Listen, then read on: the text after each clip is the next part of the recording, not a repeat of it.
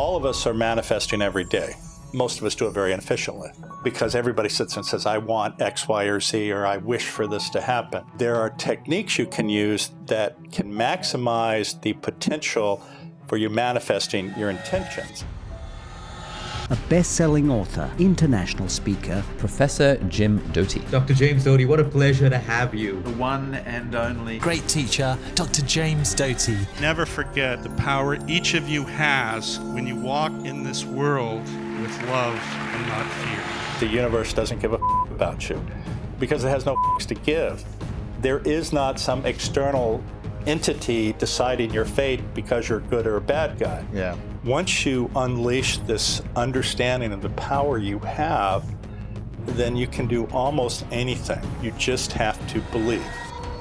What would you say is something that we should think about first thing in the morning to set us up for a daily rhythm of manifesting? Now, I'll tell you what I do. Welcome back, everyone, to the School of Greatness. Very excited about our guest. We have the inspiring James Doty in the house. Doctor, hey, good to see you. Thanks Pleasure. for being here. Yeah, sure. I am fascinated by this topic of manifestation, and I'm even more fascinated when you bring neuroscience, research, and studies that back the power of manifestation. Your new book, Mind Magic, The Neuroscience of Manifestation and How It Changes Everything, I'm very excited about because you kind of walk us through these different steps on the process of manifestation. So first I wanted to ask you a question about the difference between the law of attraction and manifestation. Are they the same thing or are they different? Well, if you look historically at the law of attraction, it goes back to Hermetics, which is this group in the 1st or 2nd century AD. And there was this belief in the mind, and they used the terminology, the law of attraction. And of course, then there's a guy, I think his name Phineas Quimby, who then promoted this further, and this was in the 18th century or so, and then of course, or 19th century, and then we had who was it?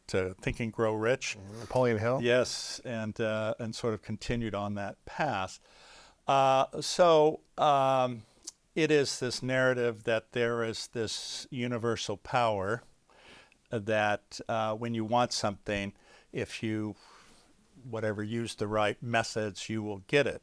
And it's, of course, been embraced by the group who sort of promotes woo-woo and pseudoscience. And that's not to say there's not a kernel of truth, but it's been surrounded by all sorts of other aspects that I think diminish the actual power of it.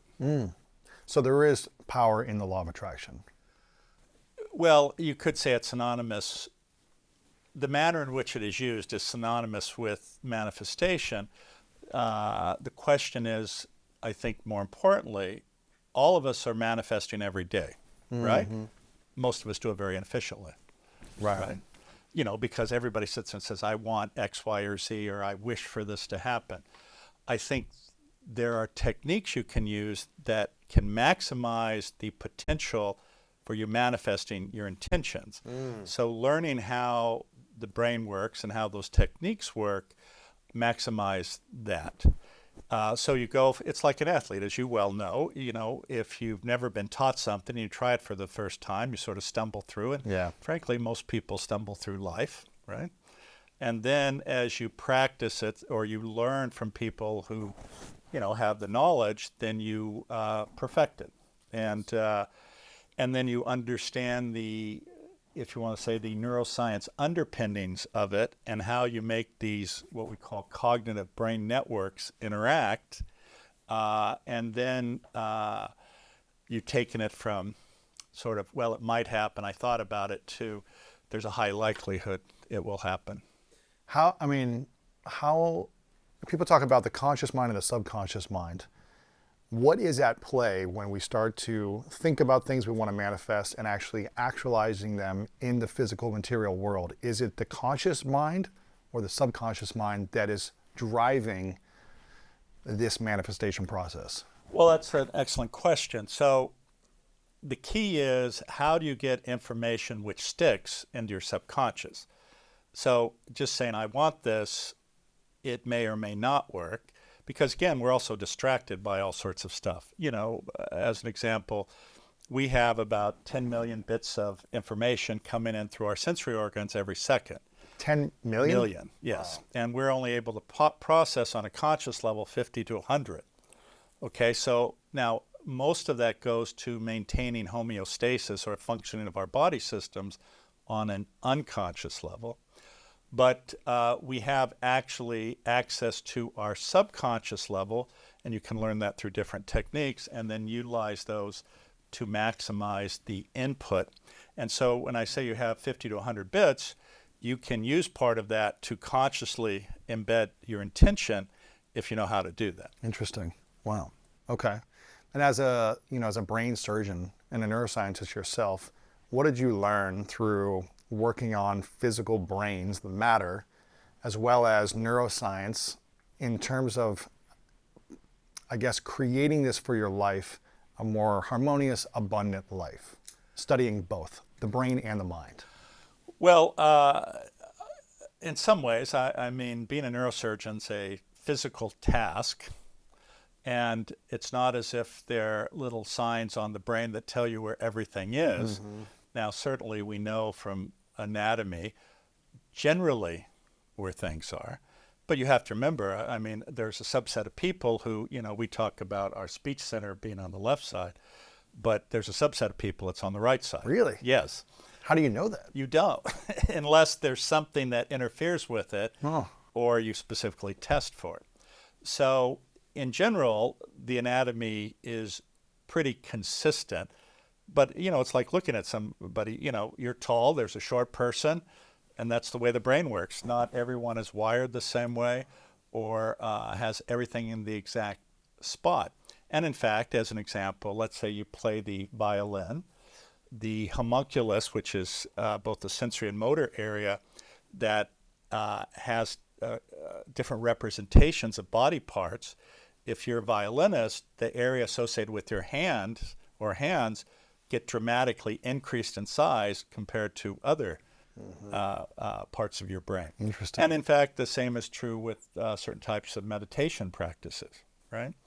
So you can have a profound effect on your brain, physical brain, and certainly you have power over your mind. And in some ways, that's what we're talking about is, and this goes back, you mentioned the law of attraction, all is in the mind. And I think, in fact, some of the things you talk about, you understand that when you are disciplined and can get access, you can make things happen. Yes. And whether it's a physical challenge or a mental challenge, but you have to understand how to get access. So how do we get access? I'm not going to tell you until you buy the book. Exactly. Well, one of the things you talk about in the book is this phenomenon of vibration. And, it's interesting because there's brain waves, but there's also heart energy or vibration as well. And I think you mentioned about how the heart vibration is actually, 10 or 50 times more powerful than the brain waves, I think, correct? Yeah, actually, you can measure the vibrational energy from the heart at 5 or 6 feet away. And, this is where it gets confusing between the woo-woo and the reality, because a lot of people will wrap all sorts of other baggage onto that.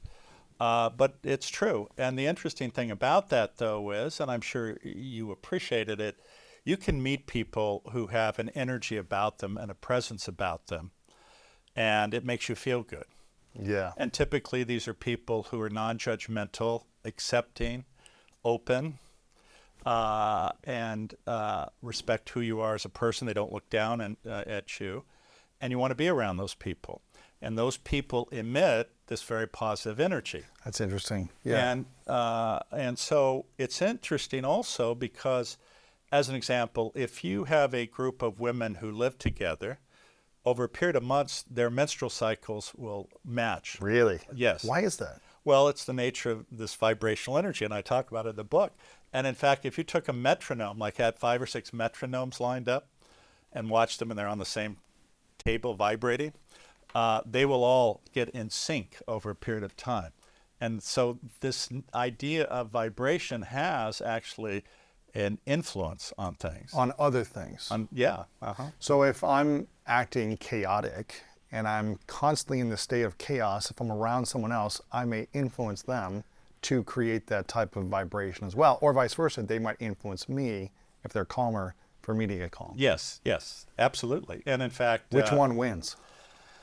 That's a good question. I mean, it depends on how powerful that energy is, and that energy can be very powerful, negative or positive. Wow. And of course, I think you would agree, most people try to avoid being around negative people. Of course. You know, there's a saying that, what do they call them? Energy eaters, I think. Yes. You're around them. It's like, in fact, I got called by a woman the other day, and I just dread getting a call from her ever, because it always turns into a drama about her, and you sit there and it's just over and over again. And it's sad because, and we can talk about this more, all of us carry baggage from our childhoods, right? Yes. And until you are aware that the baggage you carry has an influence on every decision you make, every relationship you have, you can't change. As an example, I'm sure you've seen situations where individuals repeatedly pick an abusive partner. Yes. Over and over again. And I don't understand why this happens to me. Because you have created that energy that allows that to happen. And I'm not blaming, I'm just saying that this is truth. So if you never understood, as an example, that while when I was a kid I had an abusive father, and he would be mean to me or hurt me, the problem is, that becomes familiar to you, and even though it's painful and hurts you, it is something that's associated with a love figure. Interesting. And it's really very sad, actually. I mean, a lot of our programming and conditioning sounds like it is wired in us at a very young age. And we have been conditioned by 7, 8, 9, 10 to have a set of beliefs, way of thinking, and a way of feeling around our environment and relationships.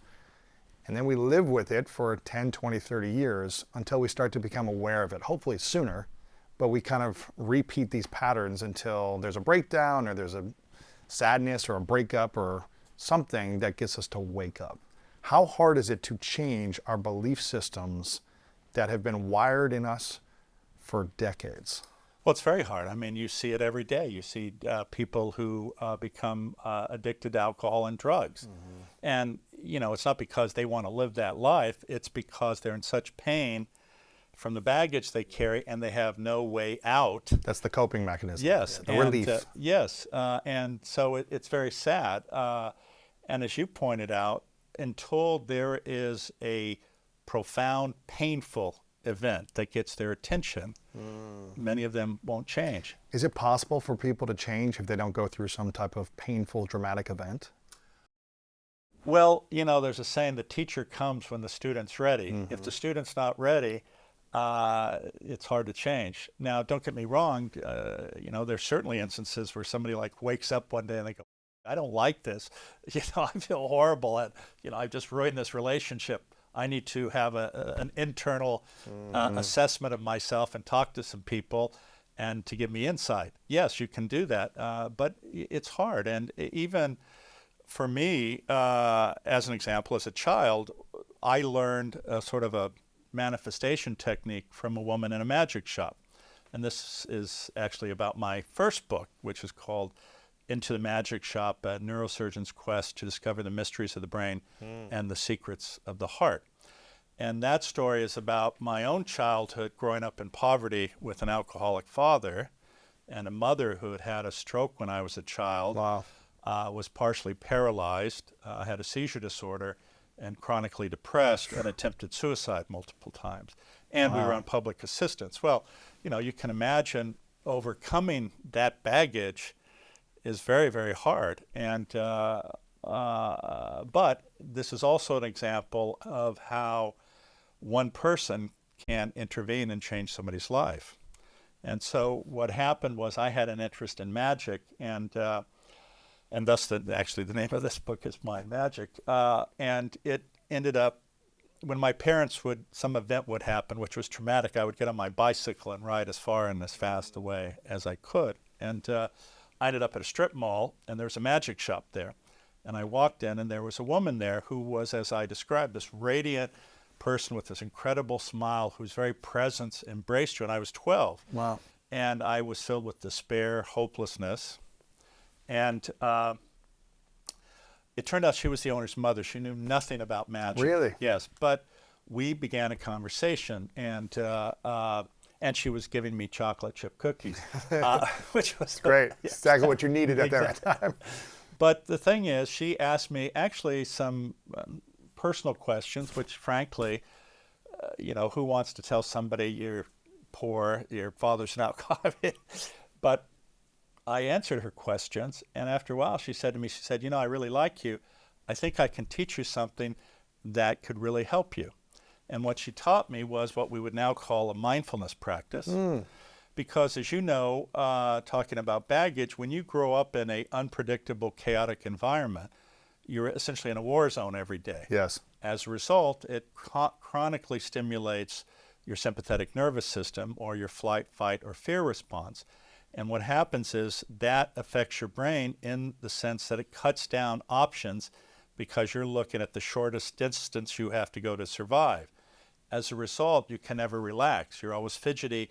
You're always looking around because you never know what's going to happen next.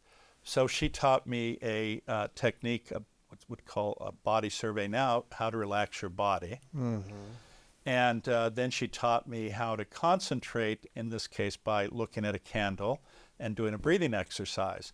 And these are the fundamental techniques associated with the mindfulness practice, because then it shifts you from engagement of your sympathetic nervous system to engagement of your parasympathetic nervous system, which is really where we should live.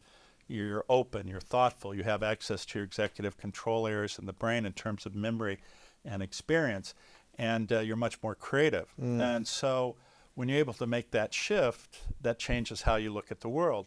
The other problem is, from these types of backgrounds, but I would say essentially everyone, we have a negative dialogue going on in our head. An inner critic. Yes, and as much as, people say, I always ask this question when I give a talk, and, almost everybody raises their hand, and then this, I'm done, and you go, look, dude, you're lying, man. Everybody has an inner critic. It's just some are much more powerful than others. And so she also taught me to recognize that that wasn't truth. The inner critic. Yes, because if you, and being an athlete, I'm sure you know, if you tell yourself it's not possible, by definition, it is not possible. It cannot happen. And so when people listen to that, they're giving their self-agency away. And in some ways, this is the nature of how we take control of our manifestation. And as you know from the first sentence in the book, it says the universe doesn't give a f- about you because it has no to give. There is not some external entity deciding your fate because you're a good or a bad guy. But we have immense power within us to control our destiny. And when you give it away and listen to that critic, then you're limiting your beliefs. So the key is, how do you unlimit your beliefs, if you will? And that is understanding the incredible power you have within yourself. When you sit there and say every day, I'm not worthy, I don't deserve love, it's not possible, I'm an imposter, I can't do it, it's as if you're building a prison for yourself with bricks. Wow. And the wall gets higher and it gets darker and you feel more and more powerless and you feel like there's some external force controlling your life. When you understand within you is an incredible power to change your destiny, and you have that power, and finally you recognize it, then extraordinary things can happen. And this is how you go from you being in charge, or let's say a belief that others are in charge, to actually you being in charge. But how did you learn to break free of the limiting beliefs that you had, the fight or flight symptoms that you were constantly in, which I felt as a kid as well, and felt very insecure, stupid, and unlovable for many different reasons, and I was able to back it with beliefs and evidence throughout my childhood. How did you learn to break the limiting beliefs and create more empowering beliefs to support you to feel emotionally free and start to attract more of what you wanted in your life? Well, first of all, I don't want to imply that that journey's done. Right. Hey, yeah. You know, sometimes people look at you and they go, "Oh man, you have it all together now." None of us have it all together, right? Every one of us is still a frail, fragile human being who is struggling. And some of us are a little further on that journey. Others continue to have difficulty. But interacting with this woman made me see the world through a different lens. Because when you have negative statements that you tell yourself repeatedly, as I said, that takes away your agency, Yes. your own power. You feel powerless. Yes, but the thing is, then when you're beating up yourself, and you're typically the most critical person of yourself than anyone you know, then you look through the lens of being critical to everyone else. Interesting. So when Yes. we are critical of ourselves, does that support us in creating great relationships with others? No, oftentimes it's very damaging because you're always thinking of, oh, well, they're going to cheat on me, they're going to lie, because you're telling yourself these types of narratives. Wow. And so it's hard to be authentic. When you're critical of self. Yes, yes. And this goes back to a whole nother discussion, if you will, about if you look at the blue zones as an example. Obviously, we're jumping around all over the place here. But if Loma you, Linda's right down the street, an hour away, one of the blue zones. yes, Yeah. of course. But if you look at the blue zones, or you look at the work of the Harvard Longevity or Adult Development Study, it's called. Yeah. But this is the work of Robert Waldinger. Centuries ago, when we lived in villages, we were born there. We had a community that, even with our flaws, still loved us and watched out for us and taught us lessons. We had our parents, our siblings, our grandparents in proximity to us. And the very nature of that, actually, you don't have that negative dialogue going on, okay? It is the negative dialogue that's extraordinarily unhealthy because, you see, when you're always stressed and anxious and negative towards yourself, well, what does this do? This stimulates your sympathetic nervous system, which then does what? It results in the production of inflammatory proteins, which, of course, are associated with chronic disease states. It depresses your immune system. It increases the levels of stress hormones like cortisol, which on a chronic basis are very bad for you. Your cardiac function's impaired, your blood pressure's increased. So all these negative aspects are activated when you're constantly hypercritical. Wow. Right? And then you don't feel that good. Right. You feel tired, you feel Yeah. exhausted, drained. And the other aspect is, as an example with my own parents, I used to have a sense that it wasn't that I wasn't loved, but I was ignored. I couldn't understand why they would do these actions. And I was angry all the time. And when I changed how I looked at the world, it made me much more sympathetic and kind, because I realized everyone is suffering on some level. And the issue wasn't that they didn't care.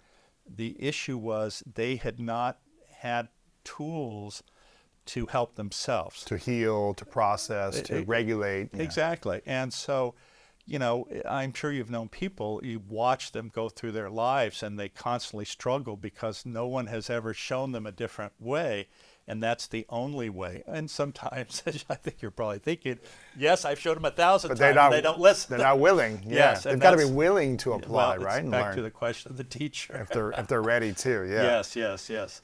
But the reason I was saying that, though, is that in many ways sets the stage for how you're going to respond. So this interaction with this woman, I was able to self-regulate. She taught you skills. Yes, she taught me a mindfulness practice. And you were ready for it. Exactly. And so I realized once I was able to relax, once I was able to be present and attend, because you can't learn anything or change if your mind's always somewhere, right? In my example, growing up, you know, I never knew it was going to happen. So I'm always worried about something happening to me. But the action is here between you and I. It's not about possibilities. And this also limits people's power, right? Because if you can't focus and attend, you can't accomplish, right? And if you're always distracted, it's not possible. So she taught me to relax. She taught me to be present. And then strange things happen because you're feeling a different type of energy coming from others and yourself. And that energy has an influence. As an example, I'm sure that you've seen the situation where you get a bad vibe from somebody on the street and you cross the street. Yeah. Well, and you are picking up something on an intuitive level. But the thing is, if you have anger and hostility yourself, you are emanating that to other people. And what I tell people is when I changed how I looked at myself, it changed how I looked at the world, and that changed how the world reacted to me. How the world looked at you as well. Exactly. So after this period of time with this woman, I was much more open. I was thoughtful. I was generous. I was kind. And because I understood I had been in pain and was in pain, but so were other people. So it changed how I looked at them. Wow. And I think that's a very critical aspect of sort of maturing and sort of being on a path of self-development. That's beautiful. What would you say then is what is the number one thought and number one emotion that blocks us from the ability to manifest greater? Fear. What type of fear? Well, it's insecurity, it's shame, and this results in you limiting your beliefs. And so in some ways, what we're talking about here actually is a decision between fear and love, right? And when you're fearful, this stimulates your sympathetic nervous system with all the negative aspects of it. When you love, you're open, you're generous, you're thoughtful, you're kind, because you've engaged the parasympathetic nervous system. And you have a choice. This is like if you look at Stoic philosophers, like somebody like Epictetus, who was a slave. He says, I cannot control my external environment.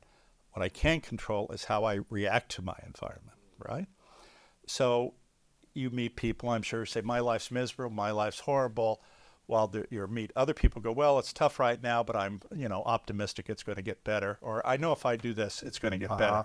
These are completely oppositional attitudes that have a profound effect depending on what you're believing. Yes. But how does someone shift their attitude into positive when they're in a suffering state and they feel like they're a victim to so many different things happening to them? Sure.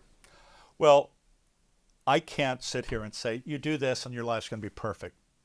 There's some situations, either because of, as an example, structural racism that's built into the system, or chronic poverty, because throughout the world and even in America, the ability to overcome poverty, for most, it's highly unlikely that's going to happen. So yes, you do have power, but it's not necessarily, I'm going to change it and everything's going to be perfect for me. And I'm sure things are not perfect for you, right? Yeah. And no matter how much you try or want, well, externally things may look fantastic. It's not perfect. Sure. And it's not the way you necessarily want. And I have to say the same thing.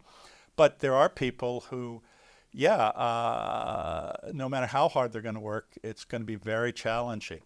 That being said, what we do know is there's certain practices and rules, and if you are going to get out of something, or if you are going to change things, then the best way to do that, which has the highest likelihood of success, is to go through some of the things that we're talking about here. And one of those is that, as an example, there is a tendency for us to want to achieve, right? And if you're an athlete, you have a goal you set there. Well, goals are fine, but if you focus only on the goal and have no concern about any of the other things that are going on, The process. then you reach the goal and there's nothing there. Yeah. Yet what we do know, the greatest cause of suffering is what? It's attachment and craving. Desires. Yeah. And the thing is, when that is your absolute focus, and we can't all get these things, you're going to be highly disappointed, and you've ignored all the people in your life as you focus solely on that. And unfortunately, many people learn that lesson far along after they've destroyed their families. They've been through multiple marriages. Their kids don't like them, right? Because they've been chasing a result or a goal or a dream, but neglecting everything else. Yeah, because again, as I was saying even about myself, I thought, well, if I just do this, my shame and insecurity will go away. I'll be loved by everybody and my life will be perfect. Yet at every one of those peaks, all I had was disappointment. And while everyone told me life was great, I did not feel that inside because I had not understood that I was the only one who had the key to the self-created prison. And until you realize that, you're on a very difficult path. So if we're coming from a place of insecurity, fear, or lack, and we're saying, you know what? I want to manifest. I want to create more for myself. I want to have more money. I want to have more opportunities, accomplishments, success. And that's what I want. I desire these things. And I start to apply some of the practices of manifesting and creating more abundance in my life. But if I create those external results and I haven't shifted the insecurities or the shame, what happens next?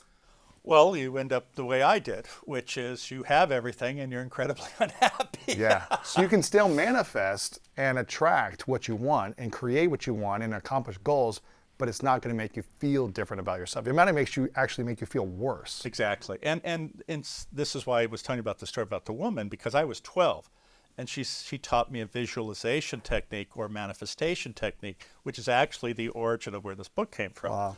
So at 12, she said, I want you to write down 10 things that you want. Well, again, unfortunately, in Western capitalist society, and a 12-year-old, you sit there and think of what people want in that I want money, I want cars, I want girls. I wanted a Rolex watch. Yeah. Because a friend of mine's father had one, and it looked so amazing to me, right? I wanted a silver Porsche Targa. I wanted a mansion overlooking the ocean, et cetera, et cetera. At 12. Yes. Yeah. And I wanted $1 million, which nowadays would probably be about $100 million. But anyway, and I got absolutely every one of those things. And I was more miserable than I had ever been. Really? And the interesting thing about that is that, and this is in some ways the point of this book, because, again, the average person thinks they know what they want. They don't understand what they need. And that's the critical aspect here. What's the difference between knowing what we want and having what we need? So, as you know, there's what we call hedonic happiness. So the list I just gave you relates to pleasure and hedonic happiness. I want, it will make me feel good about myself, I.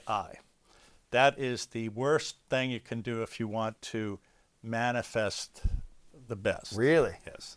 When you make it about self. Yes, because in some ways, you're talking about insecurity. The driver of that is insecurity, fear, right? And not enough. And not enough. And especially poor people look through the lens of not enough. Mm-hmm. And so when you're acting by a belief based on fear, that has a negative effect on these cognitive brain networks. Now, it doesn't mean it's not possible. It just means that you're limiting yourself. And so we talk about this idea of hedonic or selfish happiness, and this is transitory, it's shallow, it doesn't last long, right? Eudaimonic happiness is a sense of purpose, and that actually is in terms of benefiting others. It's not about yourself. And the key to that, though, is that when you look through the lens, and we're talking about looking through the lens of compassion, what happens is that you then change how you see the world and what you need, not what you want. Interesting. Right.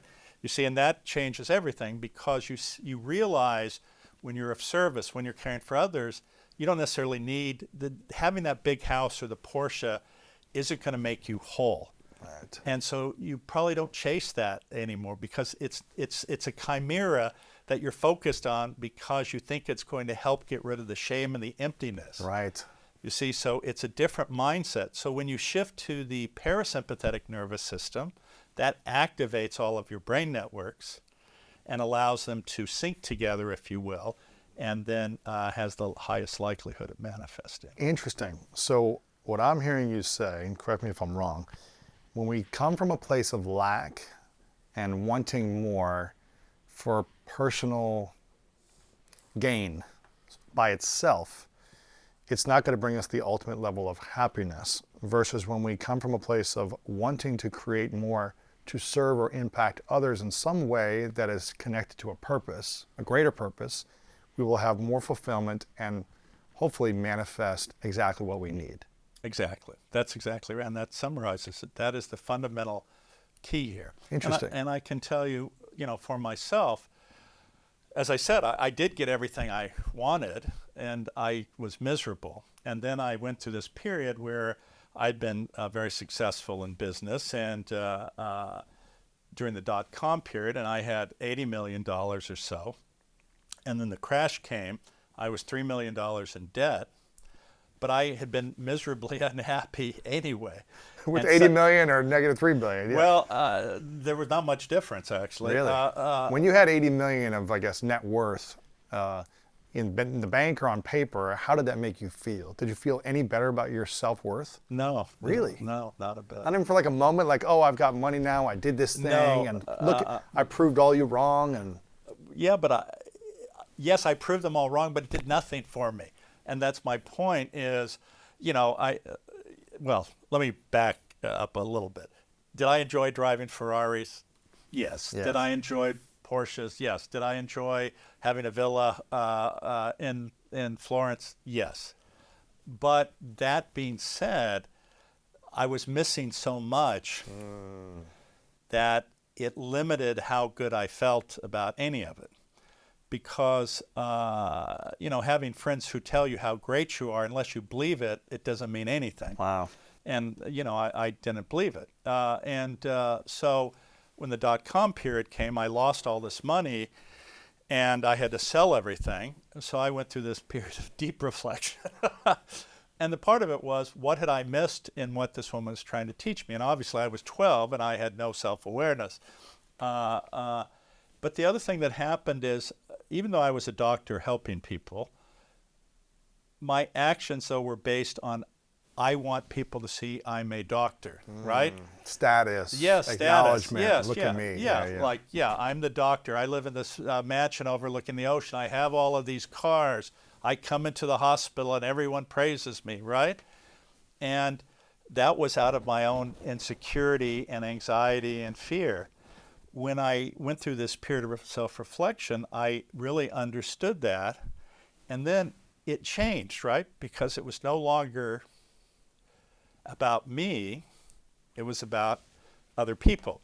And as an example, I mentioned Jim Carrey. I love that part about this, yeah. Yeah, I love the story of the $10 million check and the whole thing. Right. But what he said with his audience was, when he started, it was all about his own ego being involved. Yes. And then he realized, though, he was there for a purpose to be of service to the people. Yeah. And in fact, Jimmy Page with Led Zeppelin, I don't know if you ever heard this story, he used to get really angry because he'd always be asked to play Stairway to Heaven. And he said, it used to make me boil over because I had new music, I did all of this, but everyone wanted to listen to Stairway to Heaven. And he said, then I realized it's not about me, right? It's about serving others. Yes. And what they want. Yes. Wow. And they had grown up with this. They had an emotional attachment to it because it represented events in their lives that were positive, and they just wanted to experience that. And so he was being very selfish by looking through that same lens. And again, this is what we get into. So when you change how you look at the world, it changes everything. And again, this is a choice that each of us can make. Wow. As someone who's been a doctor and a neuroscientist, neurosurgeon for many years, researching this work for a long time, what is the biggest challenge you face at this season of your life when it comes to manifesting that you still have yet to overcome or are overcoming? Well, one of the things I learned is not to have attachment. Yeah. To what? To anything. And and look, it's not perfect, but my point is, And yes, if you'd say, well, what about your child or your wife and something? Yes, but that being said, the nature of life is disappointments oftentimes, and we cause our own suffering by having these attachments, right? And so do I like nice cars? And yeah, I drive a Porsche. Luxuries and and I've worked very hard. I've given immense amounts to other people. I have no bad feeling about those things. But what I can tell you is if all of it goes away tomorrow, it will have no impact on my mental state. Wow. And that is the key, because That's you see, freedom. Yes, and that's exactly right. Because if you grow up in poverty, what is the thing that binds you or holds you or imprisons you? Money. Okay? So when I lost everything, and then I had this choice of this stock that I could give away to charity or not, I chose to give it away, which was $30 million. But giving it away liberated me. Wow. I just didn't care anymore. Wow. It no longer imprisoned me, you see. And that is a level, it takes time and work to get to. Yeah. And many people, my wife said when I gave all that money, she said, there was an article in the Wall Street Journal. She goes, I don't mind him giving money away. I just wish he had given it all away. Now, I'm curious, is it a bad thing for people to want to have material possessions, a nice car, a nice home, $1 million in their bank account, or nice clothes? Is that a bad thing when they're thinking of manifesting because it's about them? Well, if everything is about you and your narrative is always about you, I think you're going to live an unhappy life. Right. Because you have no purpose or meaning. Right. Right? I mean, yes, is it cool to walk around in designer clothes and go to parties and hang out with the whatever? Yeah, sure. There's nothing wrong with that. But when every action in your life is a selfish action towards your needs, then it's a hollow existence. As an example, I know people, of course, they can't attach to a woman. They have to have the next beautiful woman, right? And and their whole thing is be seen with the beautiful woman. It's not about, I care about this person, I really like her, she's really special. It's, does she have the attributes that make me look good? Okay? Or it's, God, I can't go to this event in that car of mine. I need to be in a Ferrari so people look at me, right? And that is a hollow, very selfish existence. Now, I'm sure there are people who are listening who go, I'm not that way. Well, you are that way. Right. Sure. And so you're saying you can have it, though, but as long as you're also have meaning or purpose surrounding your life as well. Otherwise, it'll be hollow. If you just want the material home or the bigger thing. Yeah. But you can still have it. Of course, absolutely. I have it. I have no complaints, and I work hard, and I have no guilt about that whatsoever. But I still do tons of actions that are a benefit to a larger goal or mission or to a larger purpose outside of myself. Yeah. You talk about these networks and vibrations. You mentioned this, the physiology of manifesting. I'm curious, is it more important to be thinking a certain intention or certain ideas or beliefs, feeling a certain emotions, or physically in a vibration total body to help you manifest? Well, certainly if you can bring it all together, I mean, that's the ideal. But I think one is, again, we've talked about limited beliefs. Yes. You have to understand what causes you to limit your belief, and in some ways it comes down to self-compassion. When you're kind to yourself, then that changes your own physiology. It shifts you from the fear network and critical network into compassion, right? Yes, exactly. And so I think that's an important aspect. And again, as an example, I talk about these different networks. There's the default mode network, there's the salience network, the attention network, and the executive control network. Now, the reason I mention these is the executive control network actually gets things done, if you want to put it that way. But if you're driven by fear and anxiety and insecurity, then that limits its ability to do so because you don't have full access, because that's where you have productivity and creativity. Full access to what? Your entire, your memories and past experiences. This is what the executive control network contains, and it's shut down when you're fearful or anxious. And so that's one aspect. And then, the other aspect, we talk about embedding your intentions. You have to make that thing you want salient. What does that mean? It means it has to be something that touches you, that you really feel like it's there with you and you want it. And the reason I bring that up is because salience it activates, if you want to call it, a bloodhound within your head, where it looks around for opportunities for you to manifest. I'll give you an example. Talk about bloodhound, or you're talking about something else? It's search for things, right? Gotcha, It gets a scent, right? That's what they do for rescue missions, right? Yes. Exactly. So what I mean by that is that if you're able to embed your intention, that activates the salience network, which is the bloodhound. And the analogy is as follows. I'm sure you have been to parties, and they're loud, and your name will be mentioned, and you'll immediately turn, even though it's loud. Yeah, you're like, where is this? Yeah, but that's because your identity is deeply embedded within you, right? Interesting, yes. So when you do this in terms of an intention, and I'll give a recent example.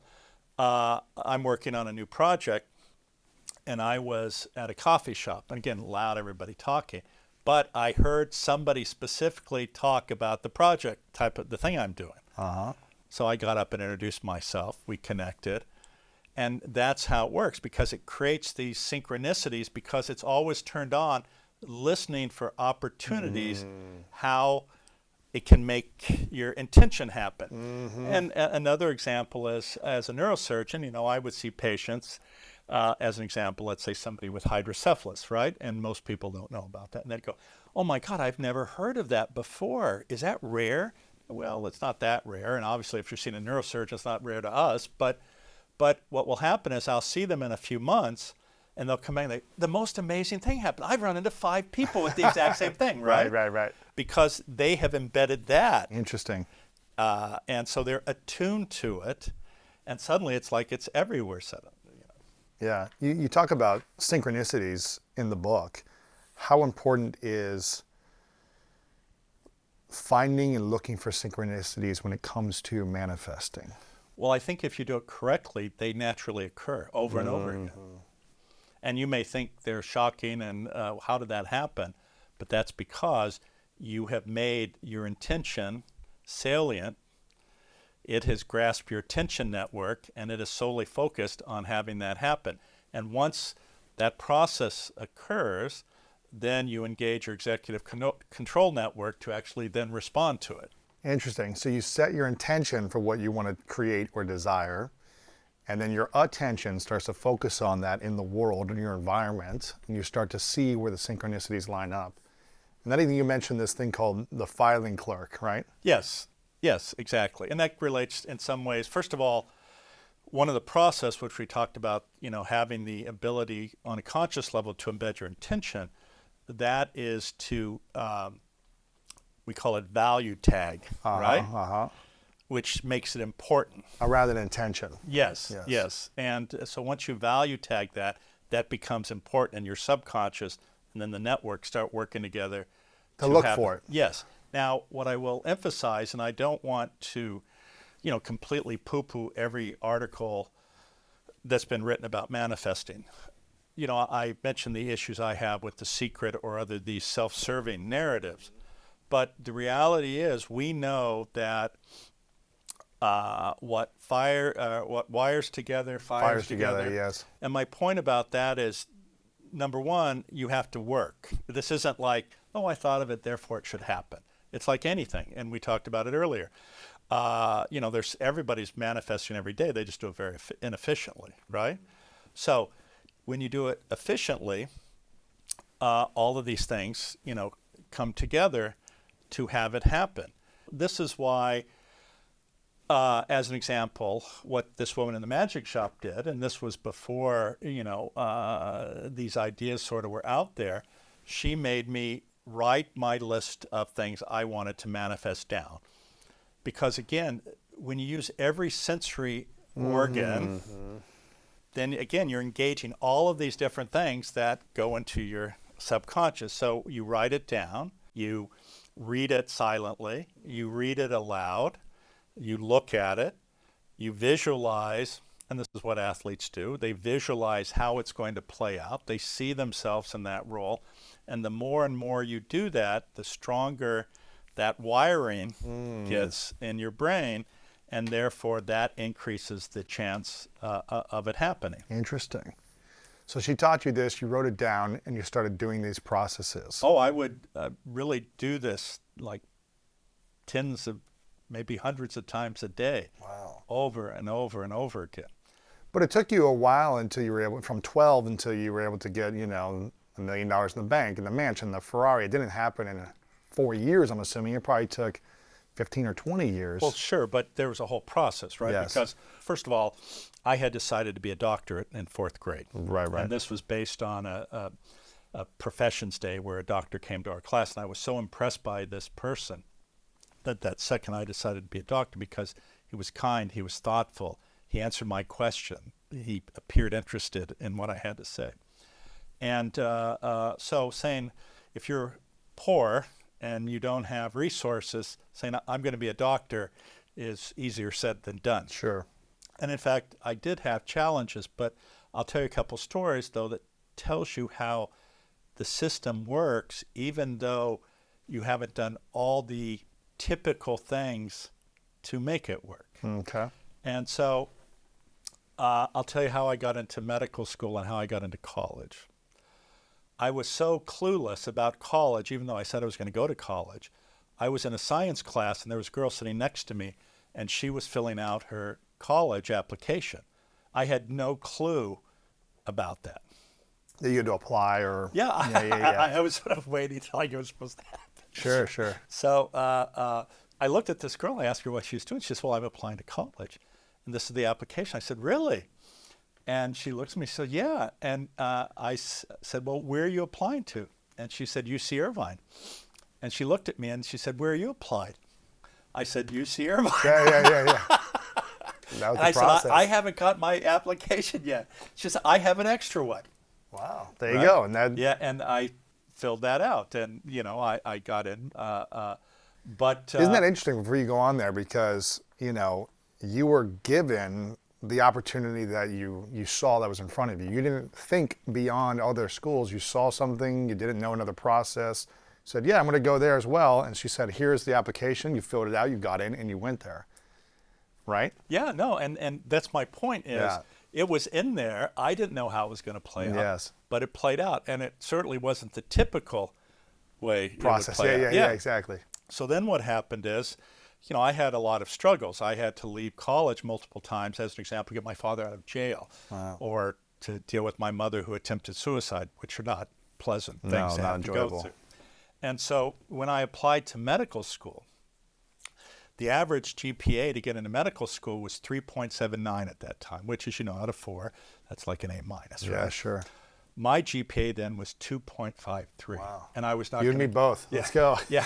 And I was not going to graduate from college. All right.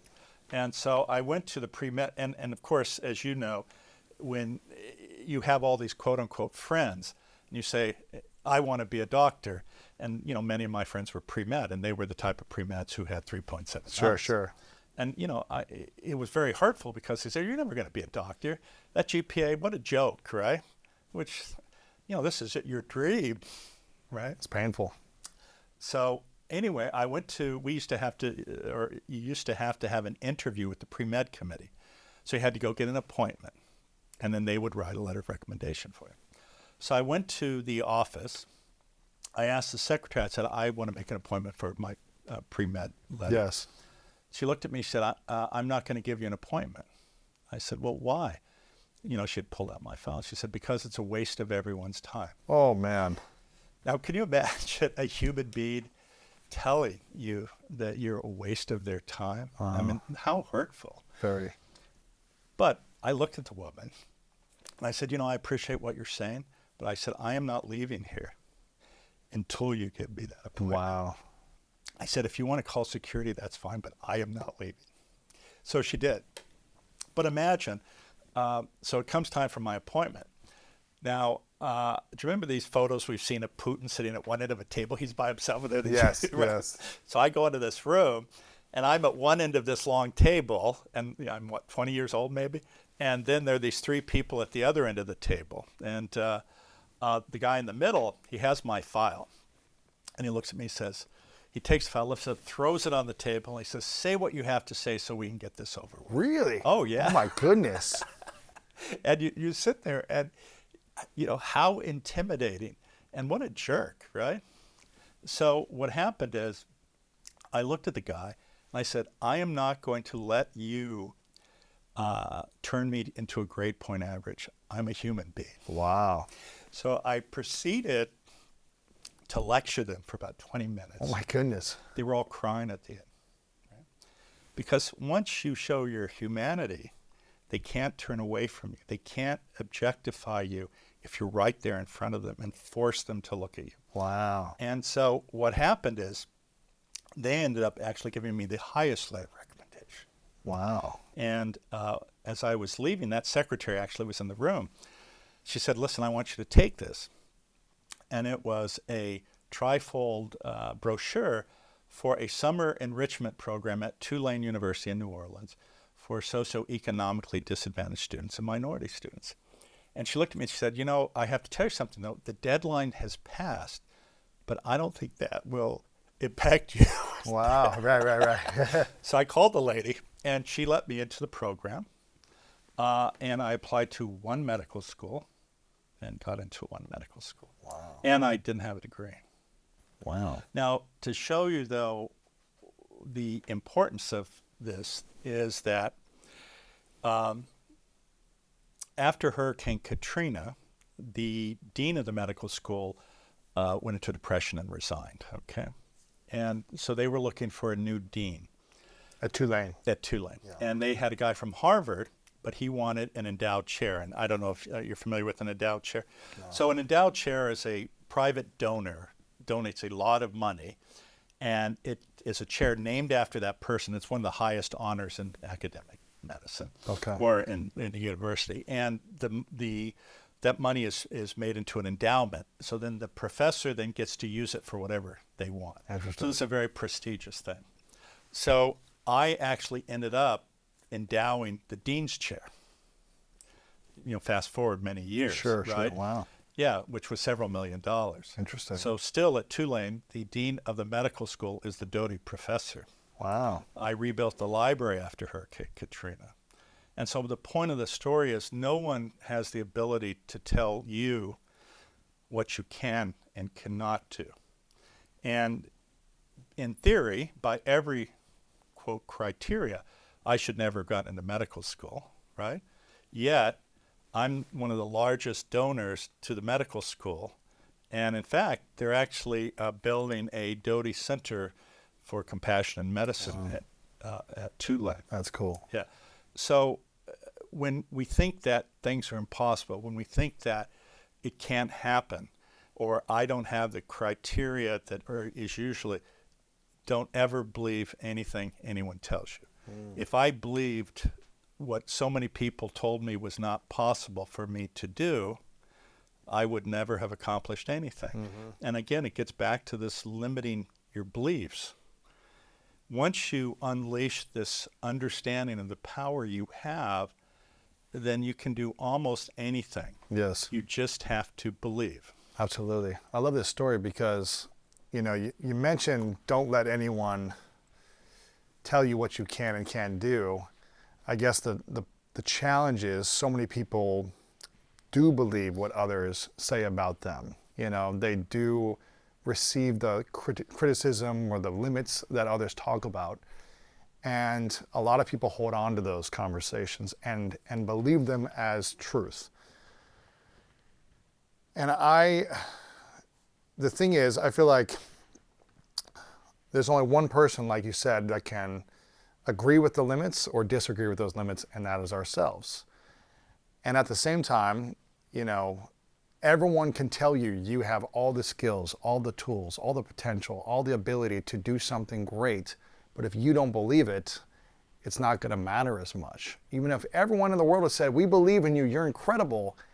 If we are limiting ourselves from receiving those words and receiving that understanding and identity, we won't accomplish what we want, or we won't create the lives we want. So how do we overcome ourselves from the conversations and the critics in our own mind, and also the conversations from others, whether they're positive or negative? How do we overcome it and believe we are capable? Well, first off, I would say that a lot of people, you'll hear, let's say, a statement I made, and they'll sit there and go, okay, I'm going to do this tomorrow. I'm going to do everything. Okay, I'm going to get into shape, and I'm going to run 10 miles, and then I'm going to study for this. And the problem is, that's the worst thing you can do. And in fact, I'm sure you probably know B.J. Fogg. He wrote this book, Tiny Habits. Yeah. But he and I were having a conversation recently. You have to start slow, okay? Pick one simple thing to show that you have the power, right? And it could be something as simple as, I'm going to get up at 6 in the morning and walk around the block. And you just do that. Because what happens is, now you're changing your belief system. You're saying, I set this goal, and I was able to do it, and I do it every day now. Right. Then it can be a little longer, and et cetera, et cetera, et cetera, until suddenly you're running a marathon, when before you could barely get up and walk around the block. And I think that's really the key, is start small, congratulate yourself for small wins, and accept that, and then let that sink in, and then just do another thing. And it's a slow process. Nothing happens overnight. And again, if you think, well, it's going to happen and it's all going to be perfect tomorrow, that's not how it works. And, obviously in my own life, this has taken decades. And, I think hopefully what this book does, though, it allows you to see the world in a different way, to use the techniques that are outlined there to not have to go through the pain and suffering that I and others have gone through. And it gives you some insights, some tools. And again, and I'm sure you've experienced, you'll get like a book sometimes, go, that is what I was missing here. Yes. This is what, I need. And what I've tried to do is, both by showing you the science behind it, but also intertwining stories, like I mentioned the one about Jim Carrey. And I've also included actually individuals who I have interacted with in my own life who've had these profound changes based on having a different perception of who they are and the power they have. Yes. There's a part in the book where you talked about tapping into flow states. I think you even said like the placebo, yes, and something else, hypnosis. and hypnosis. So how do we tap into flow states, placebo effect, and hypnosis to start to manifest better?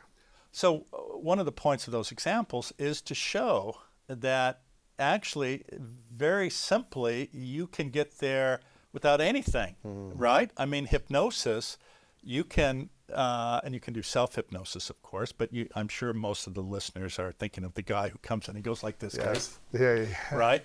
But that is how fast, if you train yourself to get access, and I talk about monks, and I talk about Wim Hof, these people access the power they have within, and it takes practice and diligence. Yes. But the same processes are similar to hypnosis and the placebo effect. And the interesting thing about the placebo effect is that you can even know it's a placebo and it will still have the same effect. And it still gets results. Yes.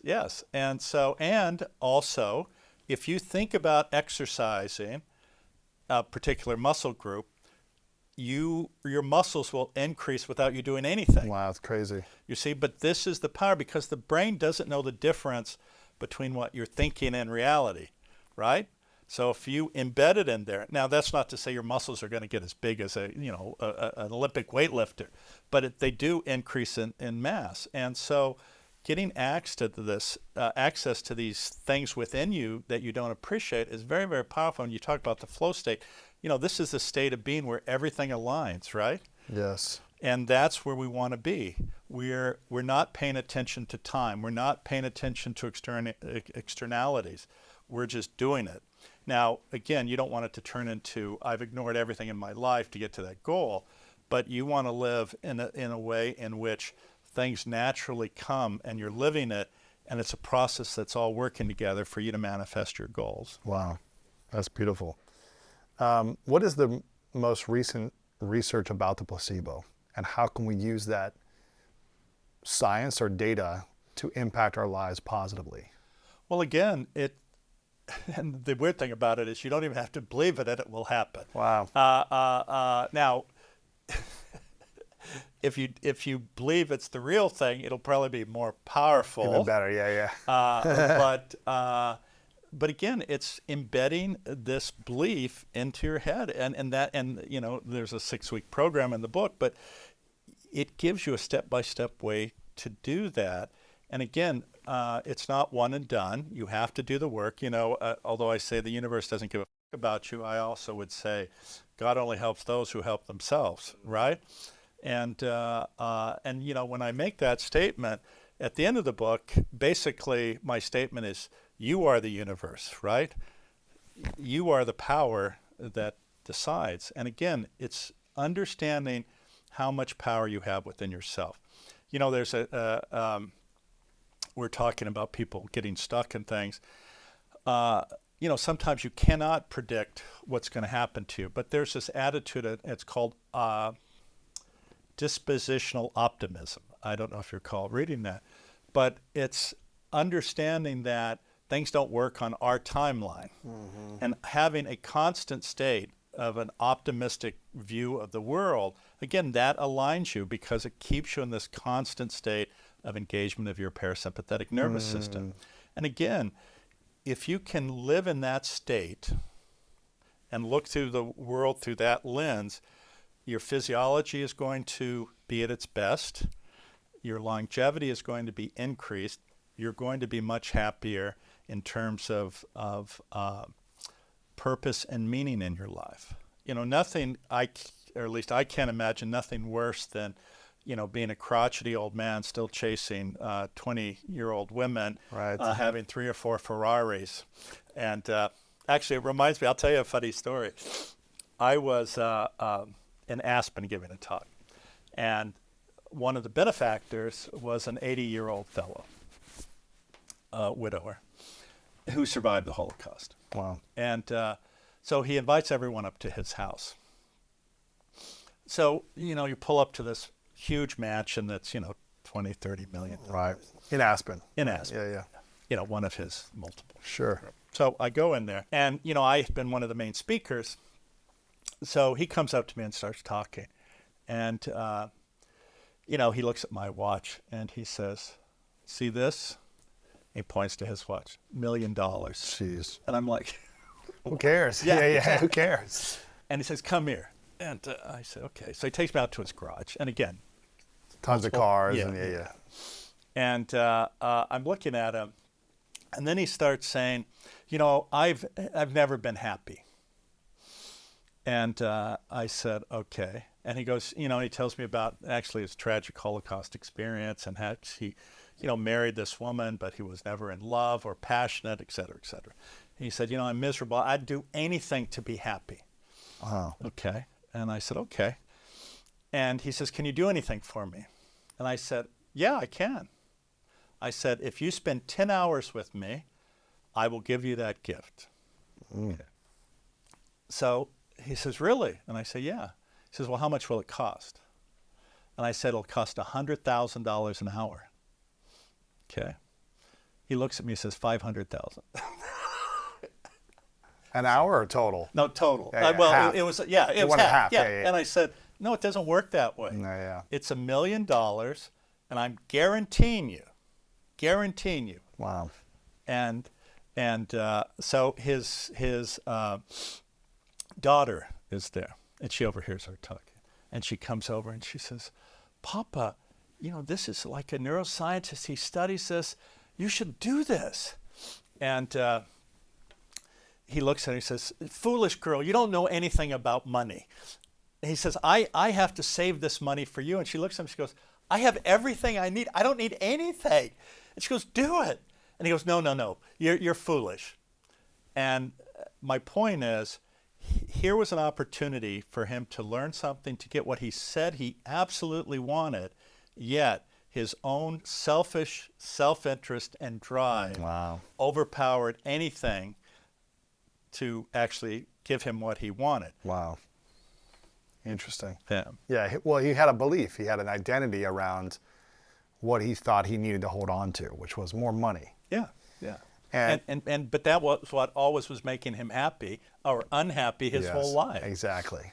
But it gave him a sense of false security or status or influence or power or something. Well, unfortunately, though, there are people like that. But the reality is, all the people around them are laughing at them. Yeah, and they are making the people around them more miserable, probably. Oh yeah, well, because they have to win, right? $1 million. You know. That's to one up everyone else. Yeah, and that's a very classic thing. In fact, I'm not being critical of Warren Buffett, but there's a story that his wife wrote that said, he was never interested in the money. He was interested in winning. The game. The game of winning. Right. And,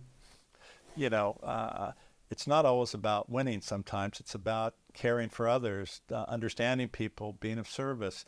Imagine somebody who has that degree of wealth, what he could have done to, let's say, fund an orphanage or help the people who can't afford food in Aspen. Right. And it would have been a minuscule amount. Small compared to what he actually had. Yeah. Wow. This idea of identity, we start to build our identity as children in our teens and our 20s. How do we start to identify what our identity actually is and how it is empowering us or disempowering us in this pursuit of manifesting? Well, the problem is, for many people, is that they have bonding and attachment issues that have been imprinted on them. Yeah, and anxious or avoidant attached, or Yeah, and so they don't appreciate, look, when you're growing up and, 7 or 8 years old, you're not understanding this. Yes. But these types of connections, they get deeply embedded and you carry it with you. And so one is you have to make the effort to understand. As an example, I'm sure some of the listeners go, oh, well, now I have a little idea because I keep choosing this jerk to be a partner with. Yes. Well, why do I do that? And you have to sort of go backwards. And self-reflect. And I was giving a talk one time, and there was a woman. She raised her hand. We were talking about this exact issue, and she started crying. And she said, my father, when I was a kid, told me I would be nothing. Wow. Right. So sad. Yeah, it's horrible. And this is what people need to understand. Words matter to children. And so the woman said, my whole life I've spent trying to be something. Wow. She said, I became a nurse. I got a PhD. She's a senior executive at a hospital chain, right? She's doing extraordinarily well. And her whole life has been trying to overcome that baggage. And imagine the difference, though, if her father said, you are amazing. You can do anything you want. I am so proud of you. I envision you doing incredible things. And how the 30 years of her life, or whatever it's been, 40 years, would have been one of love and connection and feeling worthy, versus every day waking up repeating, I was told I would be nothing. Wow. Yeah. I guess there's a question within that is, if you are given all the love and empowering affirmations and words from your parents that you can do and be what you want to be, versus you don't have what it takes, you're never going to amount to anything, you disappoint me, you need to do better, which one drives the person to create bigger or better results or impact? Because she has lived a life of impact, but it's from a place of lack, right? Sure. Would she be as driven to grow and expand and reach beyond what she felt she was capable of if she had all the love in the world? I guess that's the question. Well, of course, in that case, we can't specifically answer that. But yeah, there's no question that, I used to have a coach when I was a rower crew. Okay. And I used to have a coach who would just scream at me all day. That's the worst. Yeah. It's the worst. Well, and it's I had that exactly in what we're football, too. yeah, Yeah, that's it's the exactly worst. what we're talking. Did that make you strive and work harder? It just made you feel like the guy's a jerk. I Yeah. hate the guy. I was living I'll in do fear, what I have. too. Yes, Yeah. yes. And versus then I had a different coach. The new coach was an extraordinary human being, one you would model yourself after. He won the gold medal in the double sculls in Melbourne in '52, I think it was. And, he was like, listen, you need to work on this, but I know when you do this, you're going to excel here. You're doing an amazing job. I can just tell you're really into this. I'm so proud of you, right? It's more fun, too. Yeah, of course. So can you get a similar result? Yeah, but it's like, somebody putting a backpack to keep stabbing you in the back your whole life, saying, get going, versus somebody who's hugging you and embracing you and tell you how much they love you. Yes, you can do incredible results from horribly mean people, but that's not a long-term strategy. Yeah, and it's not a healthy life. No. There's probably a lot of stress and anxiety and chronic pain that you're carrying with that energy, with that vibration, which you talk about in the book, the vibration. And when we can get into flow state, we're able to really create more abundance and in a harmonious way. Exactly. Not in a hard way of grinding constantly to accomplish and then feel exhausted when we get to the top. Yeah, and so then, instead of having accomplished and going, that son of a I showed you, you're sitting there, God, I'm happy to have, God, it felt so good, and I'm just so happy I was able to do this. It's a completely different way, and I would hope that people want the other way, where it's one of positivity and encouragement, not somebody driving you. And this is one of the problems in corporate America, right? You have bosses who think that creating fear motivates, and it does on some level to a point. There's a great story about a fellow, what was his name? Carnes. I can't remember I think it was Jeffrey Carnes. He was in Australia. But he gives an example, which is quite interesting. He said, we did a 360 review in our company. I'm sure you're familiar with that, right? They checked out everybody. He said, they came to me to share the results with me. He's telling his wife this. He said, they came to share the results with me. They told me in their entire history of doing this, I was the worst CEO they had ever met. Wow. And he said, they told me my employees fear me, and that I was creating an environment that was unhealthy, blah, blah, blah, blah, blah. And he says this to his wife, and he says to her, so what do you think of that? Can you believe that? I'm thinking of firing them. And she goes, why would you do that? They're absolutely correct. And he goes, what? And she said, I have been telling you this for 20 years, and you have not listened to me. Wow. She said, you need to sit back and reflect on this. So he went through a 2-year analysis with therapy and actually ended up meeting a Buddhist monk and got into a meditation practice. So they did a reevaluation a few years later, and now they had like one of the highest retention rates, one of the highest productivity rates, one of the highest shareholder value from leading through compassion, thoughtfulness, kindness as a motivator versus fear as a motivator. Wow, that's beautiful. One of the things, you give this 6-step process, and one of the things in step 6, it's about releasing these expectations and being open to magic, being open to the wonders, the mysteries of the world, when things will come to you. Maybe it's different than what you originally wanted, all these different things. Why is it important to manifest by not being attached to the results that you desire and being open to magic at the same time? One of the challenges is that, and it gets back to attachment, because once you are attached to something, you have a vision of how it has to be. Right. And then that creates potential disappointment. And the nature of manifesting is it doesn't turn out exactly the way you want, because what you may not appreciate is that there are other factors which are competing here. And sometimes you may not appreciate it, but on an unconscious level, the right decision is being made. On a conscious level, it's not what you thought it was, and therefore you resist it. And that creates unhappiness. Yes. The other thing is the same as having a timeline. Like, it has to happen by this date. It doesn't work that way. As an example, I have been planning a World Compassion Festival, which is a huge event, right? For 13 years. Am I disappointed? No. It hasn't happened yet. It hasn't happened yet, but it will happen. Yes. And this is also dispositional optimism. I have an absolute belief that that will happen. And in fact, I mentioned a little earlier, I was with Kailash Satyarthi, who's a Nobel Peace Laureate, yesterday.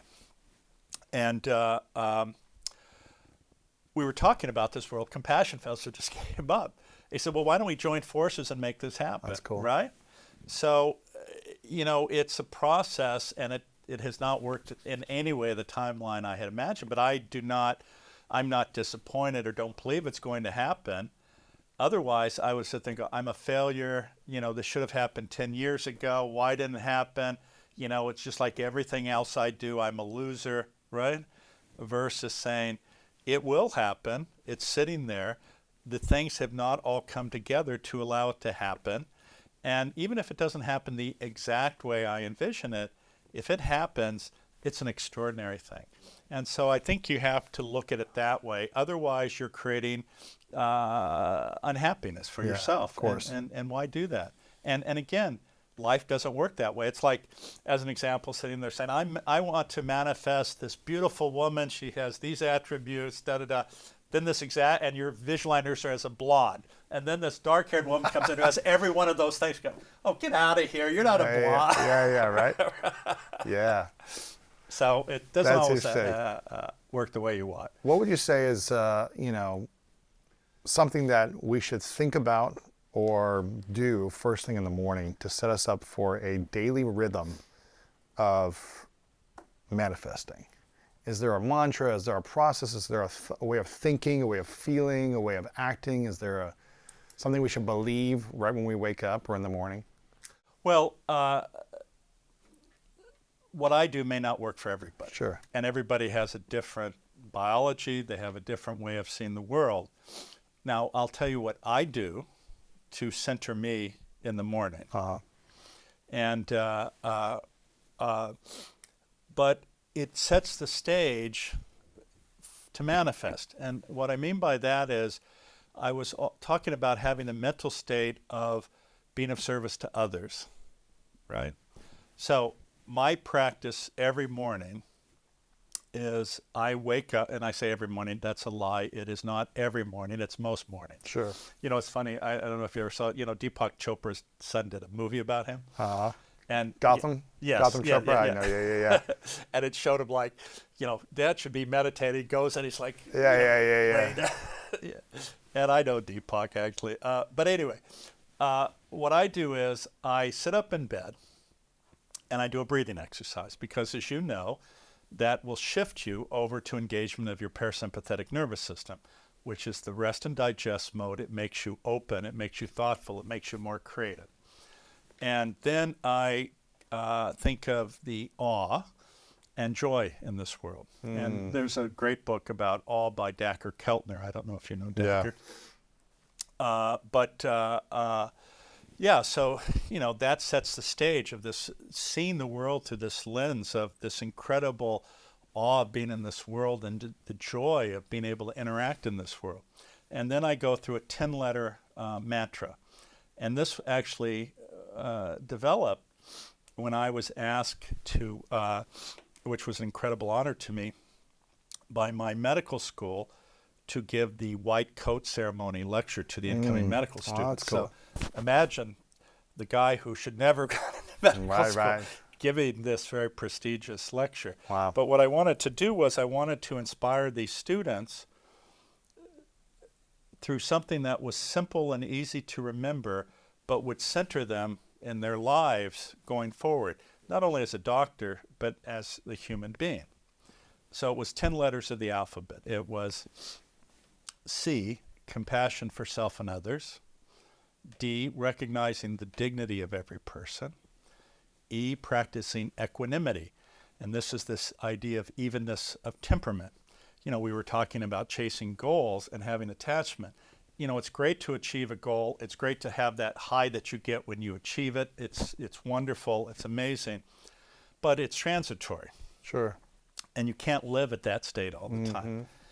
Conversely, having disappointments, having things fail, losing at things, as horrible and as painful as they are, they're also transitory. So having this evenness of temperament and not getting lost on the extremes is very, very important. Plus the other thing is, if you reflect on it, what teaches you the most? It's not the highs, it's the disappointments, the challenges, the things you've had to overcome. And that makes you who you are and creates resilience. And so somehow thinking you're going to avoid those, number one, it's not healthy, but that's where so much teaching comes from. The other, of course, is forgiveness. And we know that when you carry emotions attached to an event or to a person, every time you think of that event or that person, it negatively affects you. Interesting. So when you're able to not carry that baggage and release it, and that's not to forget what somebody did to you or that, it's just to understand that carrying those memories is not healthy for you, then you're released again. And of course, one of the most powerful things, and I think it's really important, is having gratitude. And there's an immense amount of research that demonstrates having a gratitude journal, or in the evenings writing 3 things that you are thankful for. Because what people forget is, in fact, probably everyone listening to this podcast, you don't appreciate that half of the world's population lives on less than $2.50 a day. Crazy, isn't it? It's horrible. And when you look at your life, you are actually blessed. It's funny, as a neurosurgeon, you know, I've had situations where, let's say, somebody will have an accident and become paraplegic. And of course, they suddenly go, "This is horrible. My life is ruined." I say, "Look, I'm going to take you in the room next door with the guy who's a ventilator-dependent quadriplegic." Can't move anything. Yes, and is on a breathing tube and nothing. And then they say, "Oh, right?"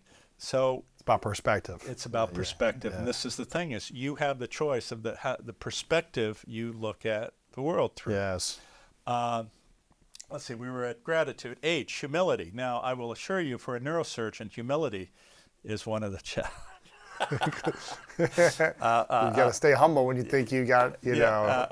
Exactly. Well, you know, being a neurosurgeon is still one of the professions in medicine that's still nominally highly respected. But anyway, humility, understanding you're no more important than anyone else. And I is integrity and values that bound your behavior, and are, if you want to call them, rules to live by. J is a recognition of justice, meaning that we have a responsibility for caring for those who are vulnerable. K is simply being kind to others. It has nothing to do with suffering. Compassion has, by definition, a recognition of suffering with a motivational desire to alleviate that. So kindness is simply just being a good person. And of course, what contains all of this, and that's love. That's good. So that was my part of my lecture for my the white coat ceremony. That's and beautiful. That's what I use every day in my own life. Now I'll tell you an interesting story about that. I gave that lecture, and a month or two later, and I think it was put on YouTube or something, but a month or two later, a woman reached out to me and she said, I heard that lecture, I read your book, which I talk about it in my first book, Into the Magic Shop, and she said, I'm the spiritual director of the largest homeless shelter in the United States. I'm a person of faith. My friends had sent me all of the scripture, but I was burned out at my job and I couldn't do it anymore and I had resigned. She said, I read your book, I heard that talk, it gave me the strength to return to work, which I'm like, oh my God, that's beautiful, right? So then a month later, she sends me another email. And she says, I have to tell you the story. I was telling my best friend about this, and she has a daughter named Ginny. And Ginny is 12, and she makes beads.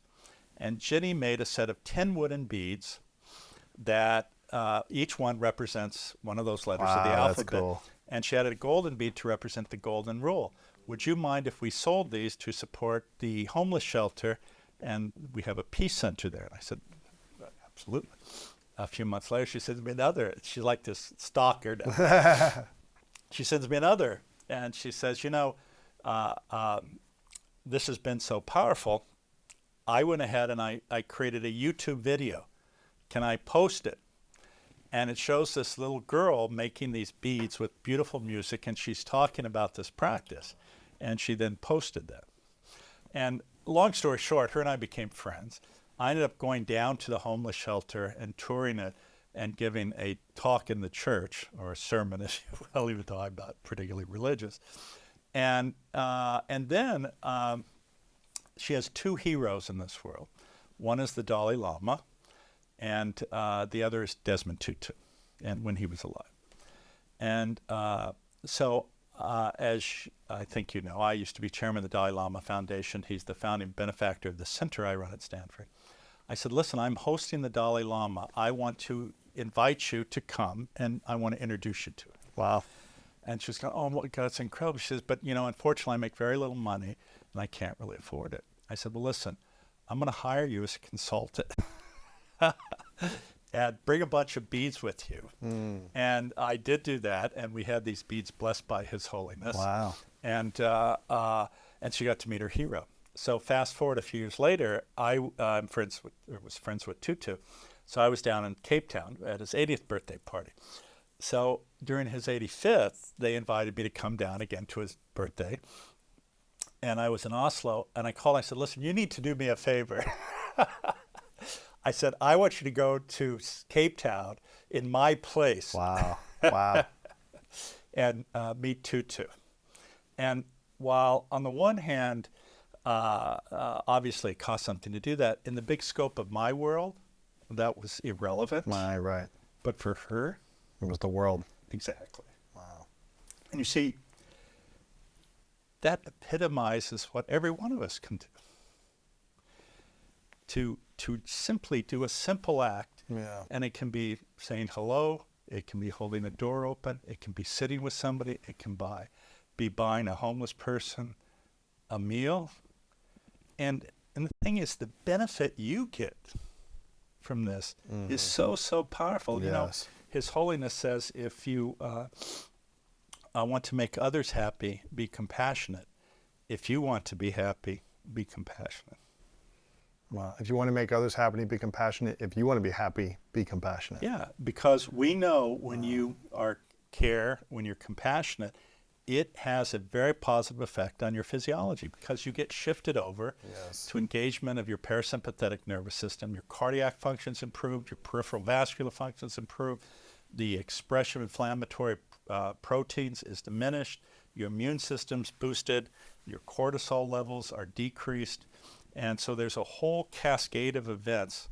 And plus, when you're kind and compassionate, your reward and pleasure centers are stimulated. Wow. Who wouldn't want to be that way? And that's what, people forget sometimes. Wow. And most people forget to be compassionate towards themselves the most. Well, and that's the key of what we're talking about. Absolutely. Mind Magic, the neuroscience of manifestation and how it changes everything. This is extremely powerful. I want everyone to get a copy of this book, get one for a friend as well. I've got a couple final questions for you, James, before we wrap up. But before I ask them, where can we send people to? Do you have a website we should send people to, or just go on Amazon and get the book? I think there are many places besides Amazon. Sure. You can get books. Certainly, I'm a proponent of supporting independent bookstores, but it is on Amazon. You can also publish or purchase it from Penguin Random House if you use my name and the book title. but it's pretty much anywhere books Anywhere. can be sold. And do you have a website as well where we can stay in touch with you or connect? Yeah, it's jamesrdoty, md.com. And all of my work is there. The other book I mentioned briefly was Into the Magic Shop, which was a New York Times bestseller. It's in 36 languages. Also, the center I run at Stanford is there, and certainly people can go there. And we offer courses on self-compassion and compassion, That's beautiful. as well as even corporate programs and programs for first responders, police officers, and things like that. That's very cool. And that's at ccare.stanford.edu. Okay. And actually, another project that I'm actually very excited about is for the last couple of years I've been working on creating a mental health app. Because so many people are suffering from stress, anxiety, and Yes. lack of self-compassion. And the interesting thing about it is because, especially adolescents, so many are suffering that there are not even enough therapists to take care of all I of these know. people. But the reality is most people are suffering from just living in the modern world. It's not, drug-resistant depression. Sure. It's just the stress and anxiety of living in the modern world because as we're talking about with the blue zones, we're far different in the modern world. So what it does is it utilizes an emotion assessment engine to analyze facial expression, voice analysis, and context of speech, connected to a conversational AI knowledge base of compassion-focused therapy and psychology, which is then hooked up to a human avatar who talks to you. Wow, that's cool. And what we know is that having a brief conversation, like 10 minutes, when somebody is feeling stressed and anxious, the very nature of a conversation can significantly decrease those feelings. Wow. And what's interesting is so many people are afraid of being judged. They feel ashamed. Yes. So being able to talk actually to an avatar Oh, yeah. who is Wow. compassionate, empathetic, non-judgmental, accepting is very powerful. Now, this isn't to separate you from people. What it is to support you so that you can go forward and actually have better connections. And it's available 24/7, unlike your therapist, which, as you know, I should say, I don't know, maybe you don't have a therapist, but most people have therapists. Sure. But, you call after 5 o'clock and they go, if this is a life-threatening emergency, please call 911. Well, if you're stressed and anxious, that's really not the thing you want to hear. right, yeah. But That's anyway, that company is called Happy, HAPPI.ai. Oh, pretty and cool. I'm That's very cool. excited about that. That's cool. Oh, Yeah. When's that coming out? Actually, people can sign up now for free. Okay, cool. We're letting people use it just to get Testing it out, input from yeah. them. Yeah, and Awesome. and certainly if people try it, please drop me a note. And That's cool. because we're trying to, of course, improve it. But it's pretty amazing the type of conversations you can have. I've been like, wow, That's cool. amazing. That's cool. Well, happy, HAPPI.ai. Check that out as well. Yeah. A couple final questions for you, James. One of them is called the 3 truths question. It's a hypothetical scenario. Imagine you get to live as long as you want, and you get to keep creating and manifesting and serving humanity the way you want to do it. And everything that you desire, you manifest until the day you die. But for whatever reason, on the last day in this world, you have to take all of your work with you. So this book we don't have access to, this conversation is no longer around. Everything you've created, it's for whatever reason gone somewhere else. We don't have access. It's a hypothetical scenario in question. But if it was the last day many years away and you could only leave behind 3 lessons to the world, and this is all we have of your information, your content, what would those 3 truths be for you that you would share? Believe in yourself. Care for others. Be kind to yourself. Before I ask the final question, James, I want to acknowledge you for the consistent contribution you make on the world. I think this topic is extremely interesting for so many people because a lot of people are suffering and they want to have a better life, but they don't know how to create the life. So bringing neuroscience research and your own practical lessons into this work, sharing it here for people for free, creating it in a book people can follow with the program, and everything else you're sharing with the world. I just really acknowledge you for the contribution you are making currently on humanity. And I'm grateful for the wisdom and the lessons that you share. So I wanted to share that with you. Well, thank you. I Of course. appreciate that. That's You're very welcome. kind. Yeah, you're welcome. And my final question for you, James, is what is your definition of greatness?